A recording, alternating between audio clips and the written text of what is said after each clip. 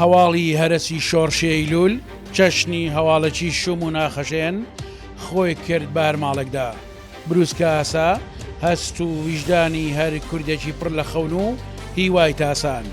ئیتر ناومێدی چەشنی پەڵە هەورێکی ڕەش و چڵکن ئاسمانی نیشتیمانی تەنی لە بری دڵۆپەی باران دڵۆپە فرمێسک و خوێنی باران لە پڕێکدا خەونی سربەستی و ئازادی وەرچەرخا بۆ ترس و بیمێکی کوشندە.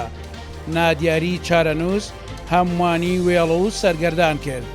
هەندێک لە ترسی ژەهری ئەژدیهای بەعەز کۆچ و ئاوارەی هەڵبژار، هەندێکی تر مانەوەی ناچاری و خۆحەشاردانی هەڵبژار. ئیتر ئەوەی بۆنی خەبات و شۆڕش کوردبوون و نەتەوەیی بوونی لێباتایە حرام و قەدەغەکرا بوو.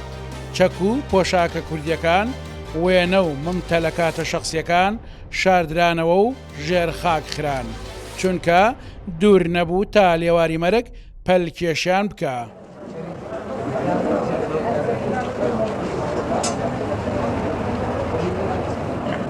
سەلیل سەعید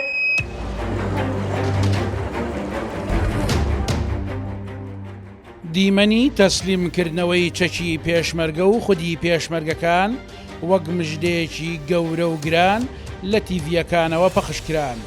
بەو دیمەنانە بەعەس شاگەشکە و کوردیش زامدار و پڕ ئازار دەینوان.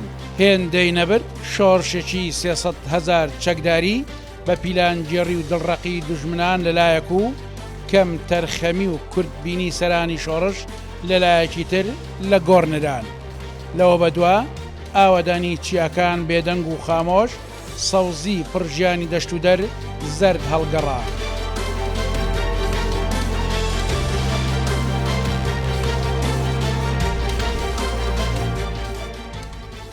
لە ترۆپکی هێز و بازوی بەعس و لە دەیجووری شەوانی ناومێدی کوردبووندا تروسکایی مەشخەڵێک پێکرا.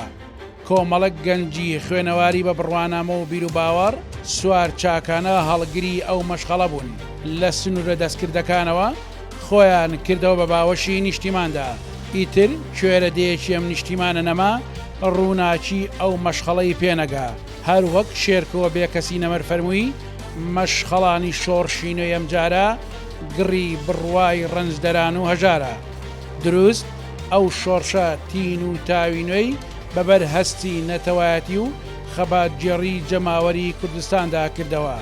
جەوهەری شۆڕشەکە بارگاوی بوو بە فەلسەفەی ڕەنجدەران و هەژاران، داکۆکیکردن بوو لە ئازادی و دیموکراسی و مافی مرۆڤ.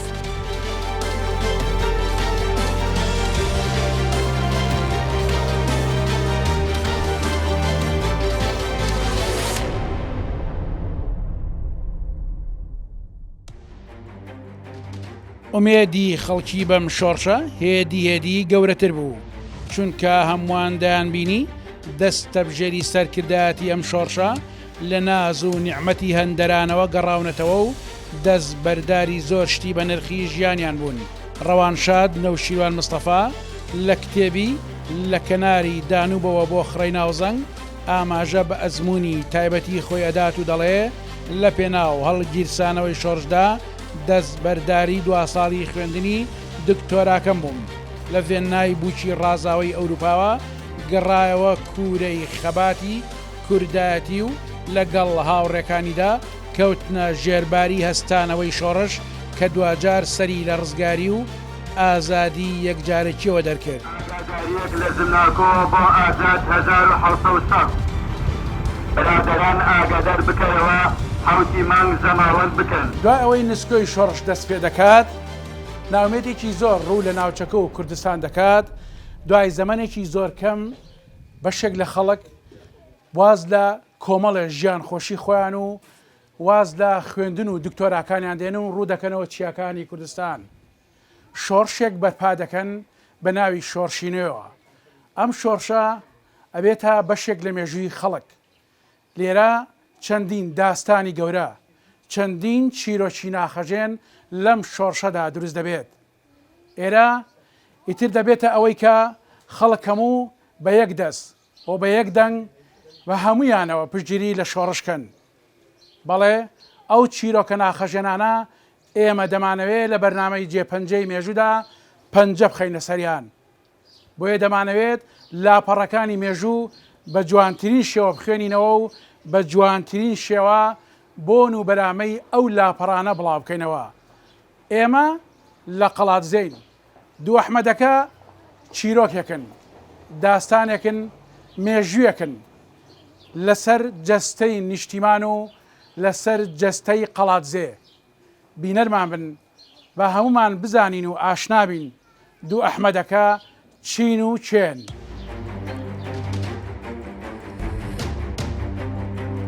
پشدەر دەکەوێتە باکوور و باکووری ڕۆژهەڵاتی پارێزگای سلێمانیەوە لەسەر ئاستی هەرێمی کوردستان و عێراق دەکەوێتە بەشی باکووری خۆرهەڵات. شاری قەڵاتزێ ناوەندی قەزای پشدەرە و 25 ساڵی 1938 بۆتە قەزا سەر بە پارێزگای سلێمانیە و نزیکەی 134 کیلۆمەتر لە شاری سلێمانیەوە دوورە. لە ڕۆژهەڵاتیەوە هاو سنووری ڕۆژهەڵاتی کوردستان و شارەکانی سەردەشت و میراوایە. لە ڕۆژ ئاواشەوە شاری ڕانیا لە باکوورەوە ناحەی قەسرەی قەزای چۆمانە و لە باشوورەوە ناحەی بنگرد و ناوچەی مەرگە و قەزای ماوەتە. ناوی ئەو شارە لە قەڵاو دووزێوە هاتووە و بۆتە قەڵاتزێ لەبەرەوەی ئەو شارە خاوەنی قەڵایەکی زۆر دێرینە بە نێو قەڵای قەڵاتزێ دووزێش بەلایدا دەڕۆن. ئەحمەد ئەی شوجاعات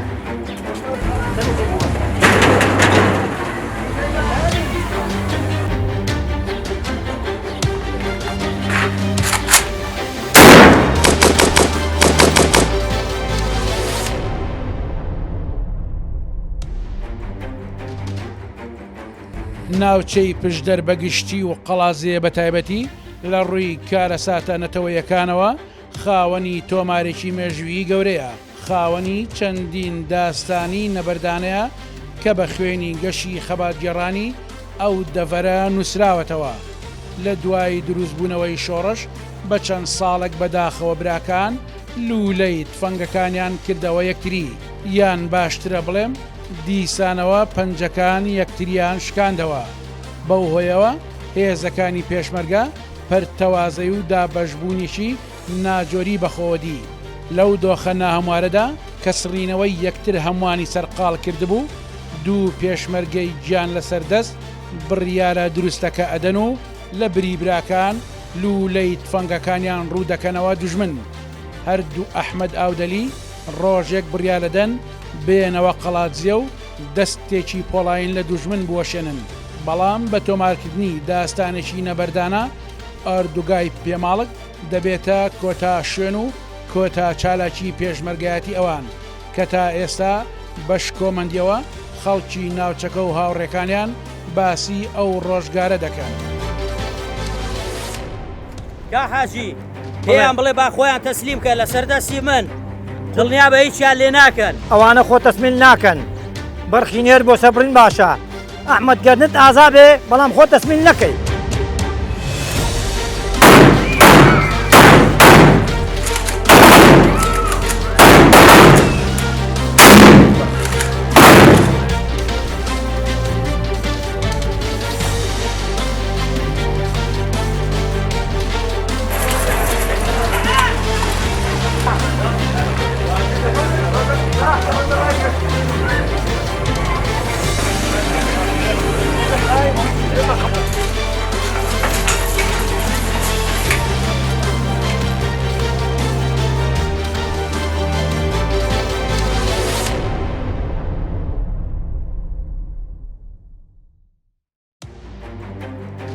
زستانی ساڵی 1982 زستانێک تا ئێستاش باسی سەختی ئەو زستانە دەکرێت و کە بەفر و باران سارد و سەرما بە شێوەیەک بووە کە لای هەندێک بە سەختترین زستان ناو دەبرێت.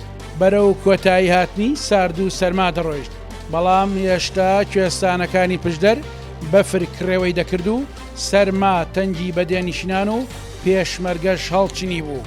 لەو کۆتا ڕۆژانەدا کە زستان بەرەو خوار دەبێتەوە دوو ئەحمەدەکەش لەناو قەڵاتزێ دەگیرسێنەوە و لە پێماڵک دەبنە ورە و ئازایەتی و کۆڵنەدان. شەقڵی سەرمای زستان دەشکێن و دوژمنان دەتارێنن. مانگی ئازار دەکەنە مانگی ئازایەتی.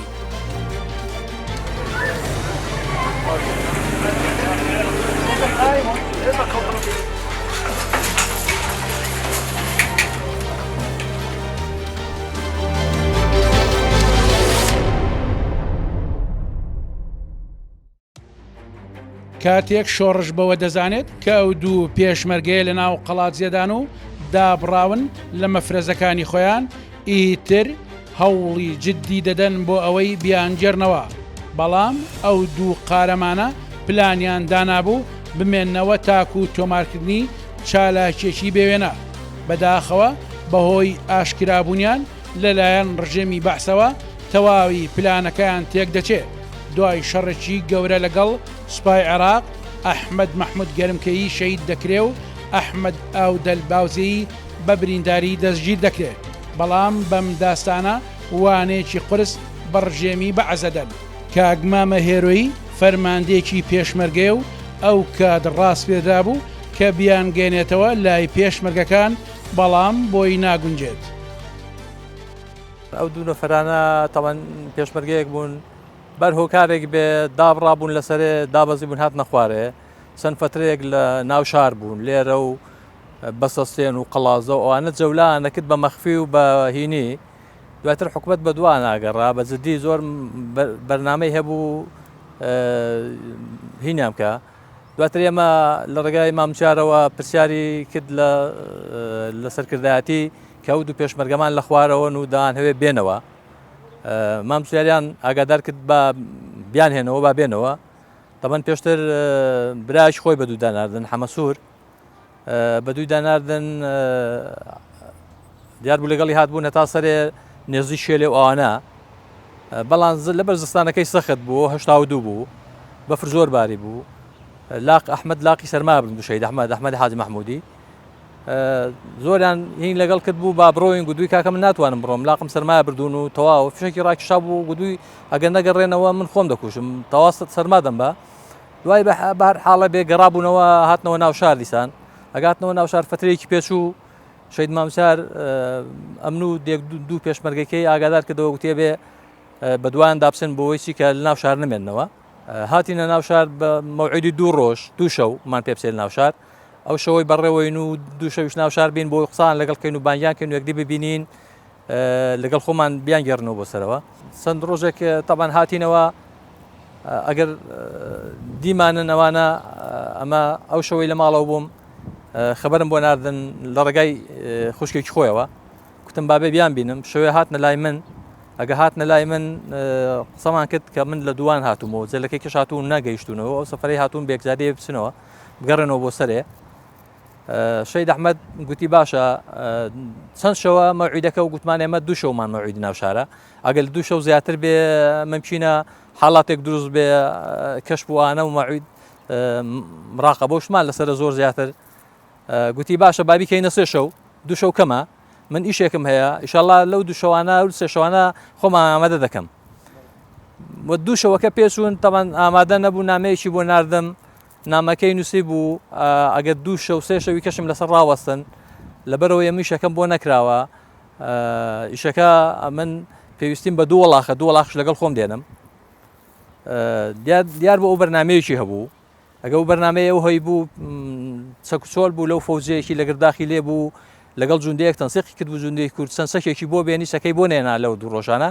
دیار لەسەرەوەی هینەکەی دواخست، ئەمەش مەوعیدمان دوو ڕۆژ بۆ سێ شەویش ماینەوە. دوای تر سێ شەوانە من ئاگادارم کرد وتم کاکە ئێمە دەڕۆین، سازە بێ یان ساز نابی. گوتبووی کاکە خەبەری بۆ ناتمەوە کاکە با بڕۆن، ئەمن ئیشەڵڵا دوای لێک هەفتەی کە خۆم ئامادە دەکەم و بە دوو وەڵاخشەوە دێم.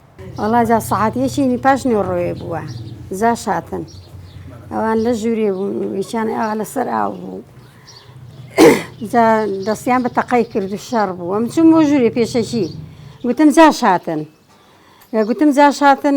ئەحمەد هەر بە ئیشارە گوتی تفەنگەکەم بۆ بێنە، میش تفەنگەکەم بۆ برد ئەوە پاڵم هاویشت و ئەو گوتی بانجی ئەحمەد ئاودەلیکا کوڕە باپیر بێ دەگوت باپیر، گوتی باپیر کوڕە دامەزرێت تازە حساب ڕۆیوە وەرە ئەتۆ شەڕ ئەو ژوورێ تەقەیکە.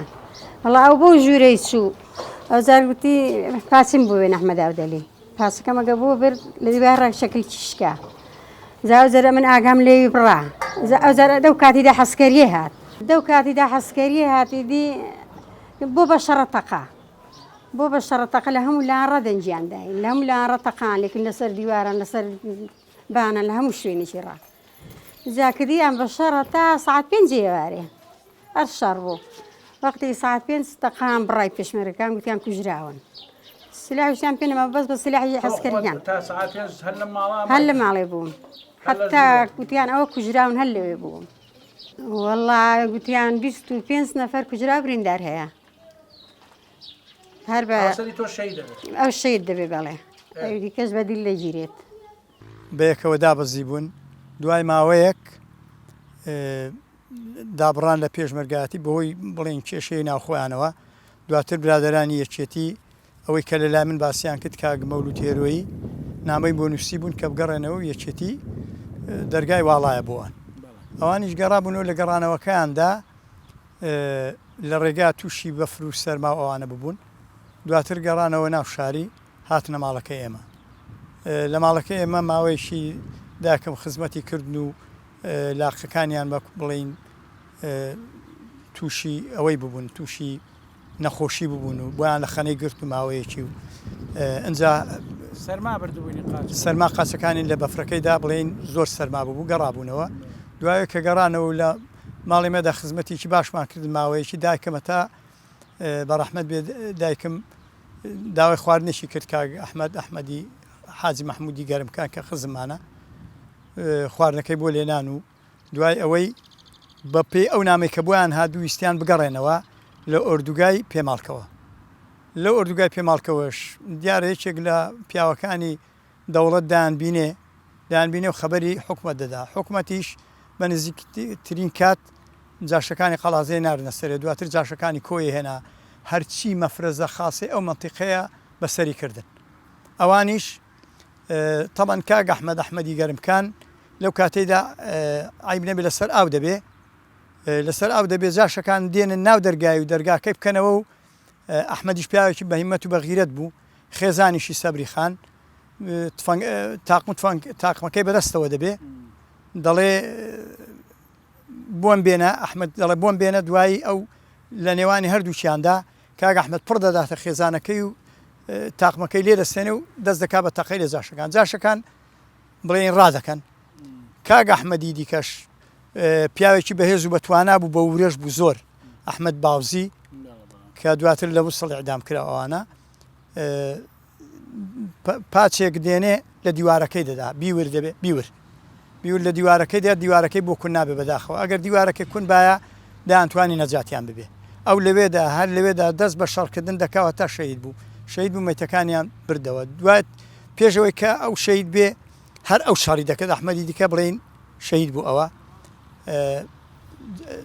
جاشەکان بە دۆشکە لیان دەدا لە بینایەکەی دوایەوەی کە گەرمدا دەهات دیسان لیان دەدانەوە هەتا بەری ئێوارە دیارە ئەو مەیتەکەی بڵێن ئەو کڕان گرت و بردیان و بابی شەید ئەحمەدی حاجی مەحموودی هات بۆ سەر مەیتەکەی و شوێنەکەی ڕسمەکەی بەداخەوە ڕسم و شتیواگیرا بوو نەماوە دواتر لە خەڵکەکەی پرسی کوتی چۆن بوو ئەوانەتان پێ باش بووە عوسمانی برام کە لەو کاتێدا لەوێ بوو کوتی خەڵکی دیکەشتی ئەوەی ئەوانە کردیان هەتا ئێستا کەس نەیکردووە و دووبارە هەر ئەوە بوو کە ڕژێمی بەعسی سوک و چلو کرد هەنگاوێک بوو بۆ ڕاپەڕین کە حکومەتێک بەرگەی دوو پێشمەرگە 4 سەعات شەڕ بکە ئەدی ئەو حکومەتە بەرگەی ئەو میلەتەی دەگرێ بوو بە چەرخی ڕاپەڕین ینی دەتوانم بڵێم سەرتاپای کوردستان کە سەرکەوت بەڵێ هیمەتی ئەو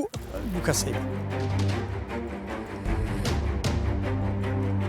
ئەحمەد ئاودەل خاوەنی کچێک و کوڕێکە بەناوەکانی ئەحمەد ناسراوە بە هێرش و ئایشەخان کە خاتوو حەلیمە فەخرە ئەحمەدی خێزانی لە دوای شەهید بوونی هاوسەرەکەی گەورەیان دەکات شەهید ئەحمەد معرف ناستا و بە ئەحمەد ئاودەل باوزەی ئەویش بە هەمان شێوە خاوەنی دوو کچە بەناوەکانی فاتمە و کوێستان کە خاتوو مریەم حەسەن دوای بیستنی کارەساتەکە خاتوو مریەم هەرزوو بڕیار دەدات هەواڵی هاوسەرەکەی بزانێت کە بە برینداری کەوتوتە دەست ئێزی دوژمن بۆیە دەگەڕێتەوە قەڵاتزێ. دوای ماوەیەک لە دەستگیرکردنی لە شاری مووسڵ لە سێدارە دەدرێت کۆتا جاریش خاتوو مریەمی هاوسەری چاوی پێی دەکەوێت. ئەحمەد ئیتر گۆڕون دەبێت و هاوسەر و مناڵەکانیشی لە قەڵاتزێ دەگیرسێنەوە و خاتوو مریەم سەربەرزانە کچەکانی گەورە دەکات. تا ئێستاشی لەگەڵ بێت ئەو دوو خاتونە ئازایە وەک قەڵای قەڵاتزێ لە پشت مناڵەکانیانەوە وەستاون و ڕۆڵی دایک و باوکیشان بۆ جێڕاون. دوایتر ئەمە دەرچوین شەوی چواردەی مانگ بۆگە دەرچوین بۆ بەیانەکان ئەگەمە دەرچووبووینەوە شەوەی بەبانەکەی ئەوان تەمان حکومەت پێیزانی بوو دەورەی کرد بوون داستانێکیان تۆمار کرد شەڕ و شتێکیان کرد بە زدی مەدەڕعچۆ سەریان شۆفڵ چوخانوەکەی بیان ڕوخێنێ هەتا شەید بوون تەمە شەڕیان کرد و داستانێک بوو داستانەکە وێنەی نەبوو. دوای تریش تەمان ئەگەوان شەید بوون ڕاپەڕین شت بە دوا دەهات 82 کۆمەڵی خەڵکی ناوشار و هەم لەو شەڕەیوان دیار بوو سام تۆزێک هین بوون هەیبەتی حکومەت نەما لە بەردەمیان دوو پێشمەرگەش داستانێکی وا تۆمارکەن بەڕاستی لە بەردەمی خەڵکی شارێکی حکومەتی زنیا. دوای دەوە ئەمەش تقریبەن دوای شەید بوونیوان ئەو فۆزەی گرداخی لەگەڵ مامچاری مەفرەزەی هاتین شەوێک دوار بێزیمان لەو فۆزەیدان مامچار هەربێزەکانی لێدان. دوایتر ڕاپەڕینەکان دەستیان پێ کردو و ڕاپەڕینانەش سەرتاسەری کوردستانی کردەوە هەر لە 82 24 چوار. وڵی ئەم لە دۆڵە تۆ نێرزانگان بوو ئەگا و هەوارم پێگەی گوتیان ئەو حادیسەی لێ ڕووداون لە مەجموعەی قەڵاتزێ. وڵا دوایش ئەمیش گوتم من دەڕۆمەوە گەماداما بێ لێرەکانە نابم. هاتمەوە هۆردوگای تۆسووران لەوێ ماوەیەکی کەم ماینەوە تقریبەن 5 مانگ 6 مانگان دوان هەوارن بۆ هات گوتیان مەهاجەی هەیە و لە مووسڵێ. ئەمە چووی مەهاجەی ئەحدامین کرد و گوتی من حمرم نەماوە تازە. ئەمن هەتا بەیانیم حمر ماوە دەنا تازە ئەمن تەواو و ئاگاو لە منداڵەکان بێ و ئەو ڕۆژەی هاوڕەکەی شەید دەبێ بۆ خۆ بە برینداری دەگیرێ هەری دەدەنە سەر ناقیلە و شتی و دوای حکومەت دەیگری و ئەمە دێنەوە عێراقی و لە عێراقی زواتەوانێک دەبێت دەچین بۆ مەهاجەی مووسڵێ بۆ ئیعدامی لەوێ ئیعدام دەکرێت.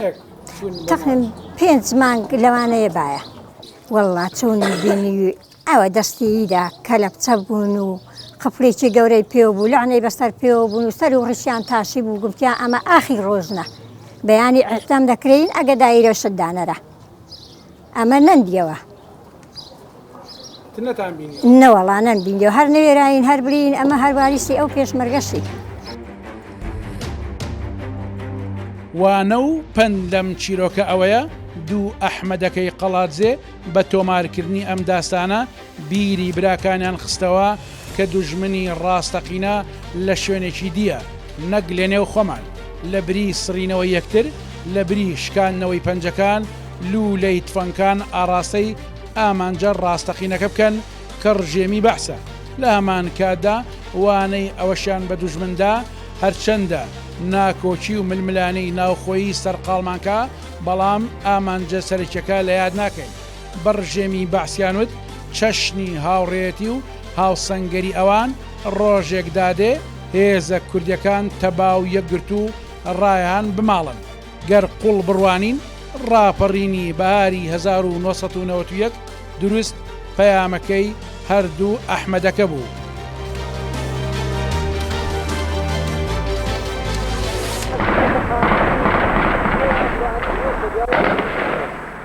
ئەوەی ئێمە باسمان کرد و نیشانی ئێوەماندا و ئێوە بینەری بوون دوو ئەحمەدەکەی قەڵاتزێ بوو.